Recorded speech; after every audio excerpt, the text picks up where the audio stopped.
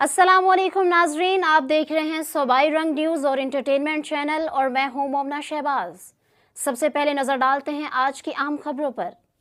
खबर शामिल करते हैं सरगोदा से। 4 अगस्त शोहदाए पुलिस की याद में अलहमरा आर्ट्स काउंसिल सरगोदा में एक पुरवकार तकरीब का इनेकाद किया गया। Major general Asadur Rahman Cheema, RPO Shariq Kamal Siddiqui, commissioner Sargodha, district police officer Sargodha, deputy commissioner समेत शोहदा की फैमिलीज, पुलिस अफसरान, डिस्ट्रिक्ट बार और सहाफ़ी बरादरी ने शिरकत की। आर्ट्स काउंसिल तकरीब में मेहमान खसूसी समेत दीगर शुरका की तरफ से पुलिस के शोहदा को भरपूर खराज तहसीन पेश किया गया। तकरीब का आगाज़ तलावत कलाम पाक से किया गया। शोहदा की याद में 2 मिनट के लिए खामोशी इख्तियार की गई। RPO सरगोदा शारिक कमाल सदीकी की जानिब से सरगोदा पुलिस के शोहदा की फैमिलीज़ को प्लाट भी तकसीम किए गए और कहा कि पुलिस के शोहदा हमारा फ़ख्र है, इनकी फैमिलीज़ को कभी अकेला नहीं छोड़ेंगे।